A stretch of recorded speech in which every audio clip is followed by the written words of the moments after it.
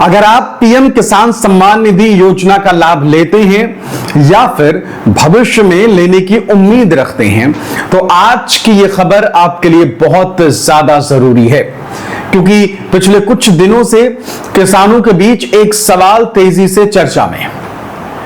और सवाल जो है वो भी आपको बताएंगे कि क्या पीएम किसान योजना के नियम बदलने जा रहे हैं? क्या अब उन किसानों को भी योजना का फायदा मिल सकता है जो अभी तक इससे बाहर है? क्या सरकार करोड़ों किसानों के लिए कोई बड़ा फैसला लेने की तैयारी कर रही?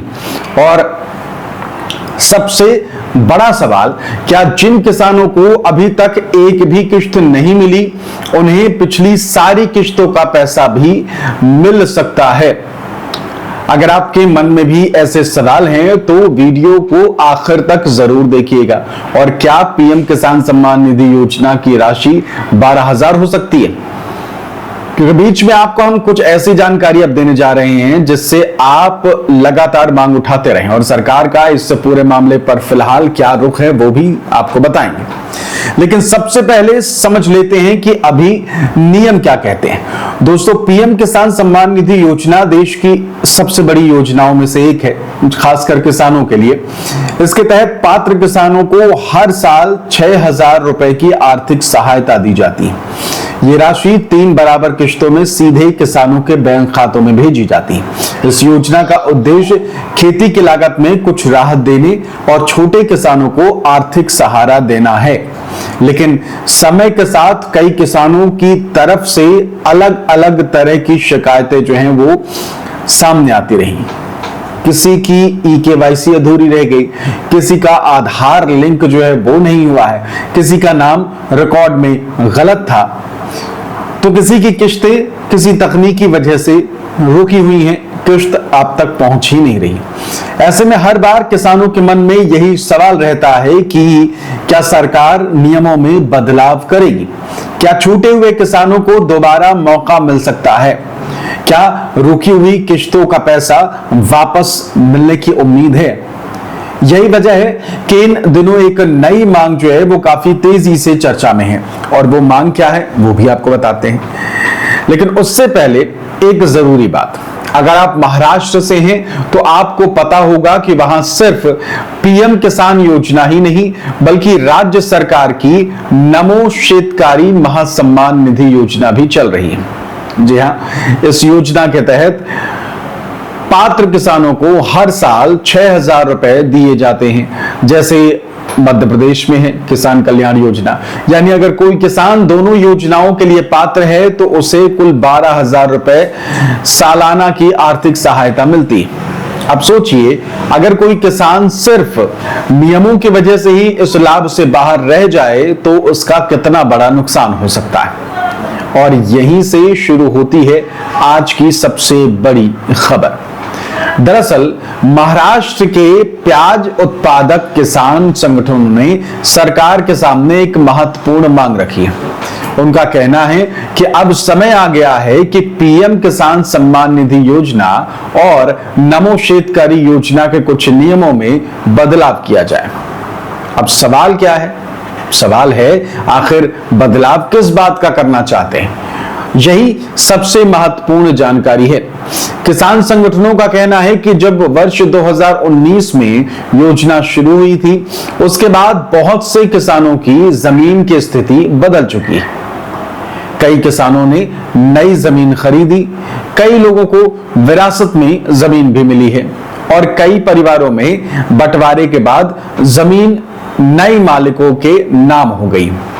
लेकिन वर्तमान नियमों की वजह से ऐसे कई किसान योजना का लाभ नहीं ले पा रहे, यानी जमीन पर खेती वही कर रहे हैं, खेती का पूरा खर्च वही उठा रहे हैं, और इसके अलावा बीज, खाद, सिंचाई और मजदूरी का पैसा भी वही लगा रहे हैं, लेकिन योजना का लाभ उन्हें नहीं मिल रहा है।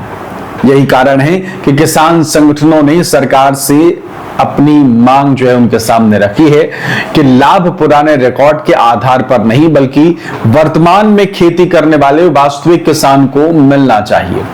और ये वाजिब बात भी है। इतना ही नहीं, उन्होंने सरकार के सामने कुछ और महत्वपूर्ण मांगे भी रखी हैं। अब वो कौन कौन सी हैं वो जान लीजिए।